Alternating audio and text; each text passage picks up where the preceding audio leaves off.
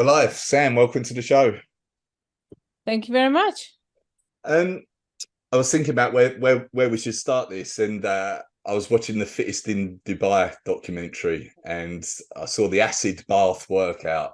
Yep. So I thought, could you tell us about that workout, what it is, and how it felt?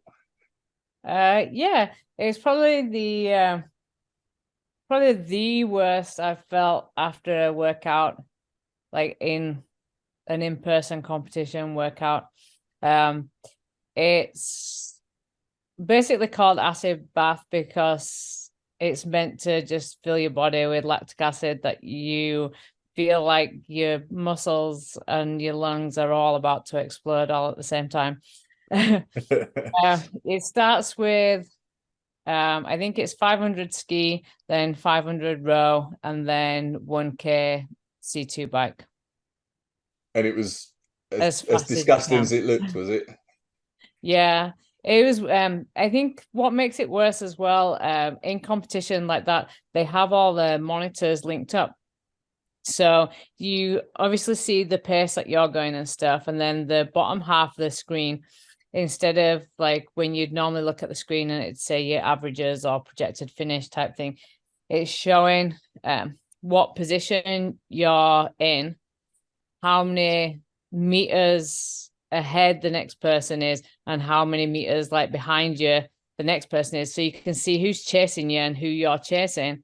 So it really makes you like empty the tank because you know how close. It's like if you were doing a normal running race or a bike race and you can see your competitors, you always find that extra like something to push.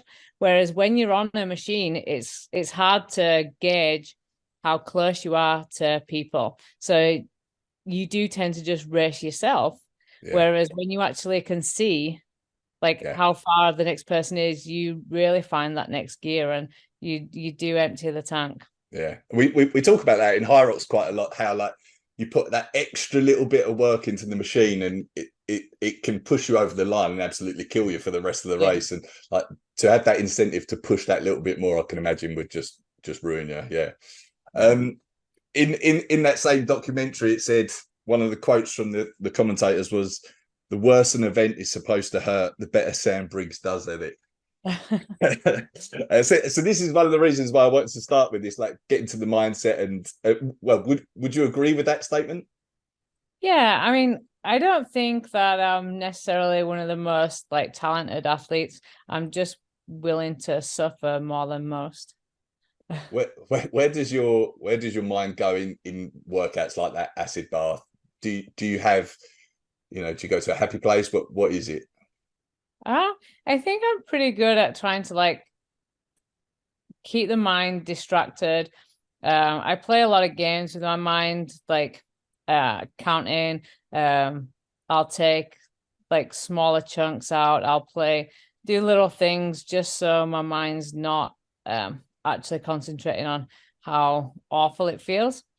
Funny enough, on that event, by the time it got to the bike, because I I'm not like with some of the bigger athletes, they can pull the ski a lot better than me. So I definitely didn't come off the ski in the lead pack. But for my body weight, I'm a good rower. So I kind of picked off a few people on the row, but I knew that my opportunity was the bike. So I had to kind of end myself on the bike. And I remember coming towards the end of the bike and I'm starting to like catch people up. And they say that when you're like reaching your limit and you're at that pain threshold, like the world starts closing in, and it did. Like I started blacking out. The blackness was coming in, and my like vision was becoming so tunnel. I had no idea what to do. I started screaming. I was just like on the bike, and I went ah, and that kind of like brought the light back. And my poor judge had no idea what's like going on. He like looks at me, he's like, keep going, you're almost there. And I just had to keep like screaming because that was my only way of like keeping from blacking out. And yeah, it seemed to work. But my judge was a little like confused as to what was happening there. I sometimes when I do Hyrox and it's getting bad, I sometimes let out a little like scream myself. Yeah. And I think like I first done a doubles with my mate, and he was like, "What was that all about?" You know, like, why are you randomly screaming? But yeah, it just happens. Um, I've listened to a few podcasts with you, and another one that I've heard you say was one of the toughest things you've ever done was the was it a 50K row and then a 50K run? Oh yeah, that's the longest I've like ever done anything. So that was what about 9 hours was that? Yeah. So my aim was around that. I didn't know how long it'd take. My goal was like 8 to 10 hours. I know 2 hours seems a little crazy, but you change the pace on your run or row by like 5 seconds, a kilometer or a 500, and then it impacts the overall time like so much. So like kind of estimating what paces I could hold, my like window was 8 to 10 hours. And the halfway mark, I was feeling great and I was on course for that 8 hour mark. And I was like, oh, this is awesome. I'm flying. And then gradually after that halfway mark, it was just getting worse and worse. And my body was just kind of like, things were just starting to hurt, things were starting to ache, it was becoming painful. So my paces were just like slowly getting slower and slower. The funny thing is, I never wanted to get back on the rower because my ass was hurting so much. But then I'd be rowing that I didn't want to get off the rower now because I knew how much my hamstrings and stuff would then hurt running. So it was like a no-win situation. It's like I don't want to row, but I also don't want to get off this rower. Do you find that things like that, like obviously awful in the moment, but do you find that they help you going forward? Like I've spoken to a few people where they talk about when they're in a really tough workout and they lean on previous experiences that are like even worse than that to help them get through the current situation. Yeah, definitely. And like I always do stuff like that for charity. So you have a greater purpose. So there was no way that I was going to quit that 100K challenge. It's like we were doing it to raise money for cancer research, and we raised over 10 grand for cancer research. So there was no point in my mind that I wasn't going to finish it. I just kept getting a little bit slower and being a little bit more miserable doing it. But then you have these experiences to look back on, and it's kind of like you have like a bank in your mind, I think, like a suffering bank. It's like, okay, it's not as bad as what I felt before. I can do this. Yeah, nice. If we like you've achieved so much in your life in sport. If you think back to your upbringing in your early years, do you think there was anything there that helped you going forward, like physically or mentally, that's helped you achieve what you have? Does anything like stand out? I think my mom always wanted us as kids to be active and try a lot of different sports and just do a lot of different things, which obviously set me up well for CrossFit. And it was like my memories of seeing her come home from work and always like do some form of exercise. She'd go for a run, or she used to go to like aerobics and stuff like that. And the same with my grandparents. My grandparents were both active. My granddad, even in his 60s, he'd walk for miles, then come home and do like a circuit of air squats, push-ups, sit-ups. And he even used to do like handstand push-ups. Wow. It's crazy. He didn't go to obviously when he was younger, he used to go to the gym and stuff, but in his later life, he just stayed fit and healthy by walking for miles and just doing like bodyweight routines. And my grandma, like she used to go to the gym all the time, and so it's just always been like activity has always been like a part of my upbringing. Okay, awesome. How about on the mental side? Do you feel like there was anything there, or I mean, is that something you continuously work on? I don't know, like if I think it stems back to kind of like being a firefighter. I don't know if it's something that you inherently have to have, or it's something that's developed through working as a firefighter.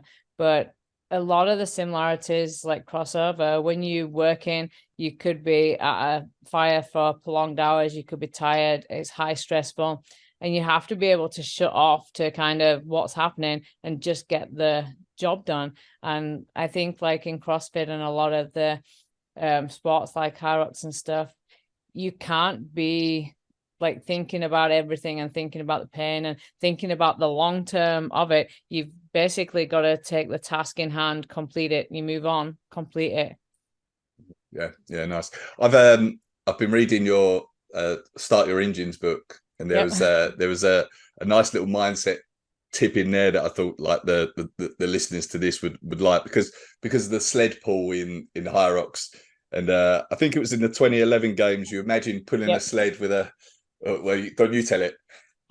Yeah, it was one of those where the tennis stadium was so warm, and it's like you go for so long not drinking because you're training and concentrating on like optimal like nutrition and stuff. And so always after a big competition, we'd go out and have a few drinks to relax and unwind. So it's the last event. It's so warm in the tennis stadium, and we have this huge sled pull to do. And I was like so close to like finishing, and I was like, right, the ice cold beer. It's the end of this sled. Just get that sled here. I'm going to use it. I'm racing in 2 weeks, so I'm going to imagine a nice cold beer on top of that sled and pull it in Awesome, record awesome. time. Um, um, one time, one question I had was about like favorite failures in your lifetime, which I know that's like maybe a bit of a silly thing to say, but is there anything that at the time felt like a failure or just like a disaster that in hindsight has turned out to be a good thing? I think there's two that kind of like spring to mind. There's one where I've always been known to like run my own race. I kind of like I don't feed off the other athletes that much. It's like I kind of set my own pace, and um, I know what I'm capable of. And in the 2013 games, it was the first time legless rope climbs had ever like shown up at the games, and I love rope climbs. And one of the other athletes I knew would be good at it, and I could hear the commentator like talking about Selena Fortunato, and her nickname was Spider Monkey because she's so good at all events like that. And instead of like sticking to my own pace, I raced her. And this was an event that me or her should have taken kind of like first or second. And we both failed on the seventh rope climb, and neither of us got that rope climb or finished the event. Luckily for me, it didn't cost me like the games. But like especially for Talena, those points could have put her on the podium, and it just kind of reinforced in my mind that it's like, right, okay, you don't race other people. This is about you. This is what you can do. You know what you can do. You know how fast you should have done those rope climbs. To stick to what you know. Yeah. I think that's bringing it back to Hyrox. I think that's something that some people can get caught up in Hyrox as well, like Yeah. getting into a race, and you've all got different strengths and weaknesses through the race, and you all pace it differently. And if you go out hotter than you need to because someone else is doing the same, then that can ruin you as well. Yeah. How about the other one? You said there were two. Yeah, obviously, I won the games in 2013, and then because of the handstand walk, I didn't make it back to the games in 2014. And as devastating as that was at the time, um, it's also like I missed 1 year at the games, and then I've competed 2015 right the way to 2021. Still did semi-finals in two, and then obviously masters this year. And it's one of those, it's like, was it really a failure? Because I still had another 9 years of competing there.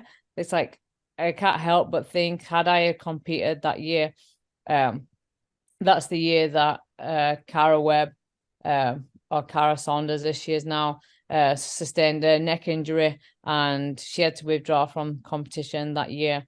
Luckily, it didn't ruin her career, and she was able to come back. But it's like, what if that had have happened to me, and what if I hadn't have been able to come back? So I might have made it in 2014, but that could have been my last year of competing. So it just makes me feel lucky for the actual span of my career rather than 1 year of competing. Yeah, absolutely. You touched on winning the games in 2013. Like, can you describe how that felt in that moment? It's crazy, like a lot. So that's normally one of the questions you get asked, and it's like, it's such a small blip in, like, you train for a whole year. I was injured in 2012, so that was actually 2 years of training to get to that point. And then you stood on the podium for 10 minutes. And it's like, it's so surreal, like how small that moment is compared to like all the work that you have to like put in. Obviously, like, it's one of my proudest moments. It's like the pinnacle of your career. But then there's a lot of other like highlights in my career that kind of are just as special. Such as, I think, like, coming back from shoulder surgery and then coming back from elbow surgery, when those were points in my career where I thought that I was going to have to retire, but I was able to like overcome that and like get back to the games. So there's definitely like other moments in my career where my placing on the leaderboard might not have been first, but what I had to overcome in that season makes me just as proud, kind of thing. Yeah. How did it, like, when you thought you might have to retire after so long doing sport, how did that feel? Was it like staring into the abyss, or so back in 2015, 2016, when I had to have the shoulder surgery, and I thought that I'd have to retire, I definitely wasn't ready to retire then. Last year, when I announced that I was retiring from individual competition, I was definitely ready. I know I still competed this year in the Masters, but that was very different. Working back full time as a firefighter, there's definitely different priorities, and I was ready to kind of like take that step away from being a full-time athlete. So had you, like, you competed in Masters, you won this year. Has training changed significantly versus what it has been in the past? Definitely. So I'm still struggling with my knee. I've actually just been for PRP this morning in my knee, trying a few different things. So I just can't do the volume through my legs at the moment. And now back working full-time as a firefighter, I don't have the same amount of time to dedicate to training. But that was a gradual kind of like step away from training. As I started getting older, I found that I just wasn't able to recover as much from training. But then also at the same time, you've got all these years of training behind you. So as I was moving away and not doing as much training, I found that I didn't actually have to keep the same volume because I'd built such a good base and stuff. So it was quite interesting to see just how much you could keep while experimenting with how much you actually needed to do things. So I guess what you need to maintain your fitness is vastly less than what you need to improve it, I guess. What is your what sort of volume are you talking about now that you're doing training wise, in terms of like hours per day or week? So I work 24 hours on, 48 hours off. So I go on a 3-day cycle with my training. When I'm on shift, I typically do a upper body split. We have a gym on station.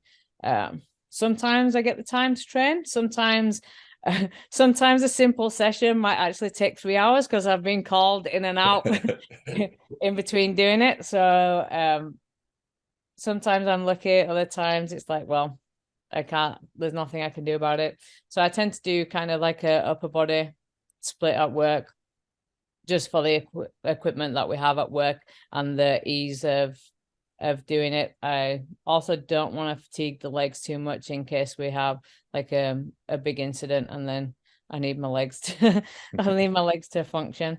So, and then coming off shift, that tends to be more of a recovery day. So I'll do steady state cardio and like core stuff.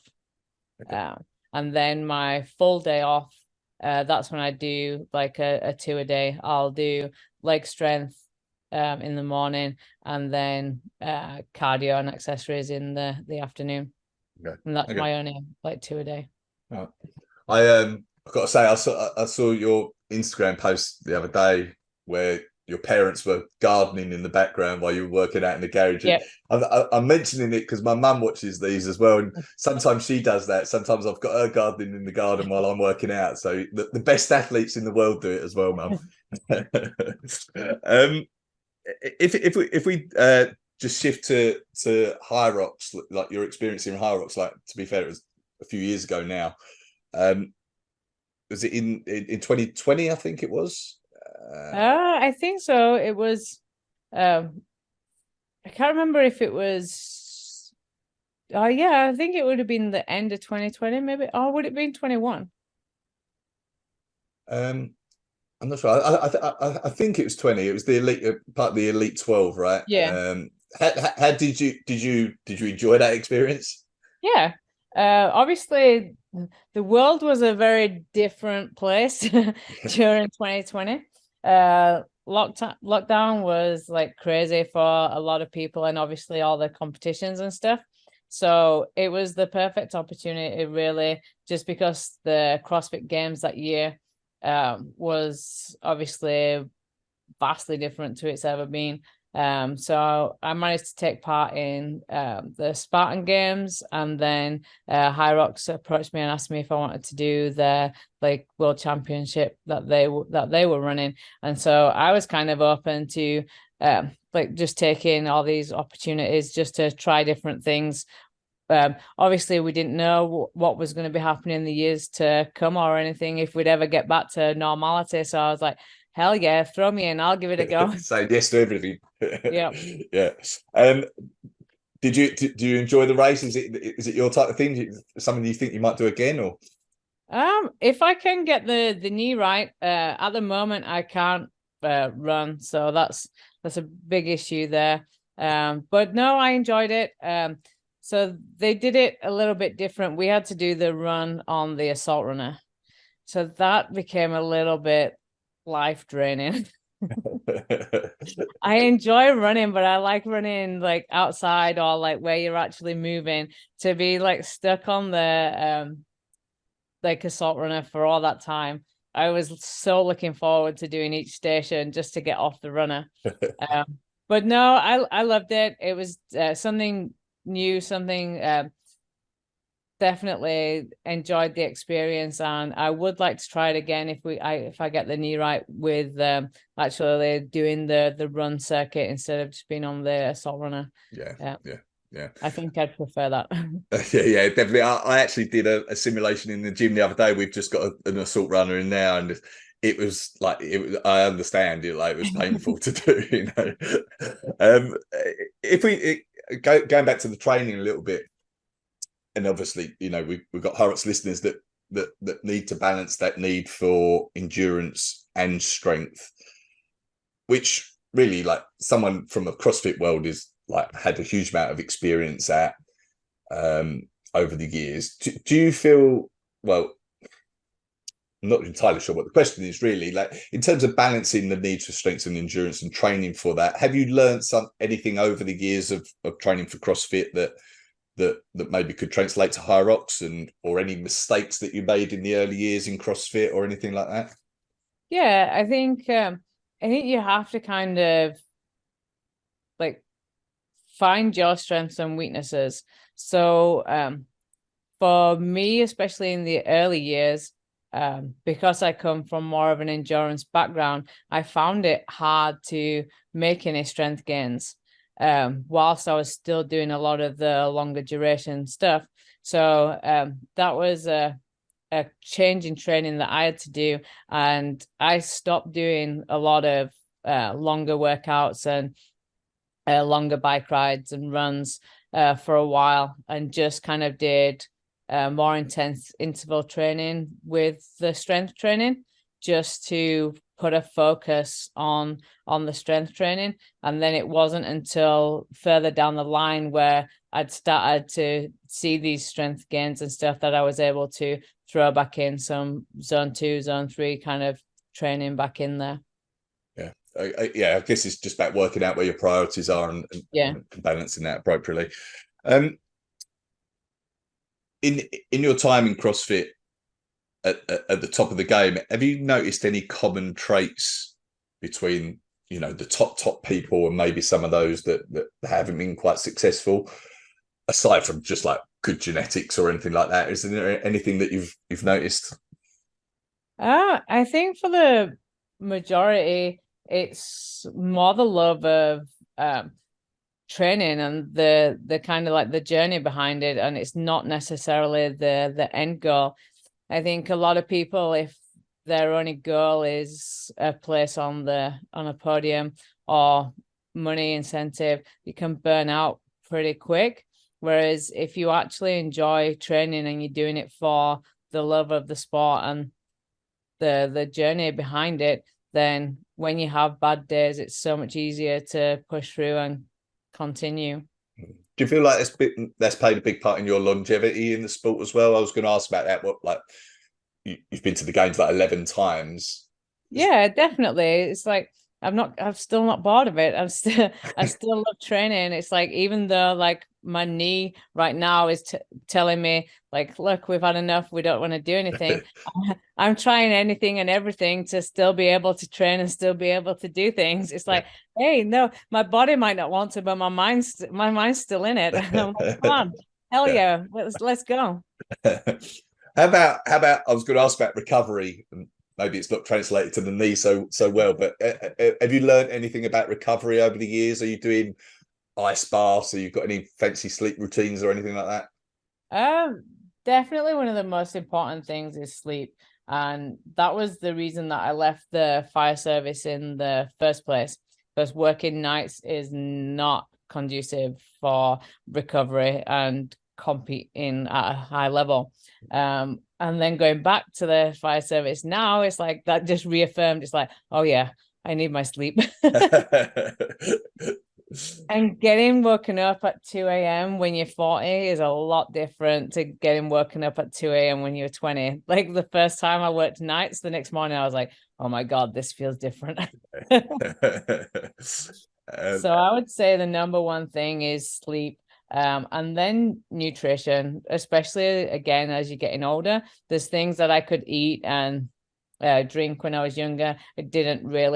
I wouldn't see a big impact on my training or recovery. And then as I'm getting older, like if I eat off diet or like have a drink, it just affects me so much more. So I definitely think as you get older, you need to pay more attention, get that sleep and get that nutrition dialed in. Okay. I had some quick fire questions written down, and one was going to be, what's your favorite workout song? And I'll still ask that, but I was reading in your book that you chose "Smack My Bitch Up" as the walkout song for the open workout demo. Yeah. is that the best workout song, or you got any others? I was just trying to be funny because I was going head to head against Camille, so I was just kind of like trying to get in her head a little bit. I'm very much into kind of like EDM and dance and stuff, so I like something with a good fast beat. Mm-hmm. I've been doing, so even though I can't run at the moment, I can still cycle. So I've been doing a lot of like intervals on the bike and stuff, just to keep the old fitness levels still up and keep the legs spinning. And definitely when I'm doing a hard bike session, the faster the beat and the louder, the better. Like, I think my neighbors must think I'm crazy. I'll have the garage door open, I'll be on my bike, and the speakers just blaring away. Occasionally screaming for the nasty Yep. workouts. Yep. Yeah. um, are you doing any coaching at the moment as well, or is that something you want to go into more in the future? No, so I was doing, but then when I was going back into the fire service, I had to go right back from the beginning. I had to go into the academy and everything. So I stopped coaching anybody then, and I start medic school next year. So I have a year of medic school and clinicals. So I'm gonna have 0 life next year. So I'm not doing any coaching or anything of that nature for at least until I'm more settled in my job and I've got no more schooling to do. Okay, amazing. Who's your hero or heroine? My hero or heroine? I suppose like when I was younger, there wasn't that many kind of like female role models outside of athletics. You didn't really like see much on TV, so it would have always been somebody like Denise Lewis, or then later on Jess Ennis. And it was just more like I used to look at the like heptathlon and just look at those, and I suppose that kind of is the way that they train and the way that they compete. Like, now that I've been a CrossFit athlete, that was probably the closest thing to that sort of multi-dimensional athlete. And I always look to kind of those, and was always like, I want to be a strong female. I want to be somebody that's badass. Yeah. I was, funnily enough, I'm trying to get Katrina Johnson Thompson onto the podcast Yeah, as well. yeah, Yeah, cool. because Awesome. of that hybrid training. Yeah. If you could put a message out to the world on a billboard that could say anything, what would it say? You don't know what's going to happen unless you try. I mean, okay, awesome. And the last question was going to be, what's been your career highlight? If anything spring to mind as your career highlight? Is it the 2013 games win? I think it's more the 2019 Dubai win, becoming the first person to qualify for so that would have been end of 2018, but being the first person to qualify for the 2019 games. Just because like the 2013 games, yes, it was amazing to win, and obviously that's everything that I was working for, but also it was like I wasn't an outsider. It was kind of, I made clear progressions. Everybody kind of like knew it was down to like a couple of us. Whereas the Dubai 2018, everybody had counted me out. Nobody thought that I could do it. So it was kind of is probably a little bit more special, because even I didn't think that I could go against like Sarah and Jamie and become the first to like qualify for the game. So it was kind of came from more of an underdog situation. So yeah. And it's awesome. Like I watched it. Fittest in Dubai. It's on Amazon Prime at the moment. For anyone that's not seen it, it's great to see. Thank you so much for doing this. It's been fantastic. Is there anything else I should have asked you? And where should we send people if they want to find out more about you, follow you, buy your book? Yep, Instagram, biceps like Briggs. The book is Start Your Engines, and I can't think of anything, but we've sent my dog to sleep. He's obviously heard me too many times. Oh, she's telling this story again. All right, well, perfect. Thank you for this. And yeah, good luck for everything in the future. No problem. Thank you. All Nice to right, speak to you. and you take it.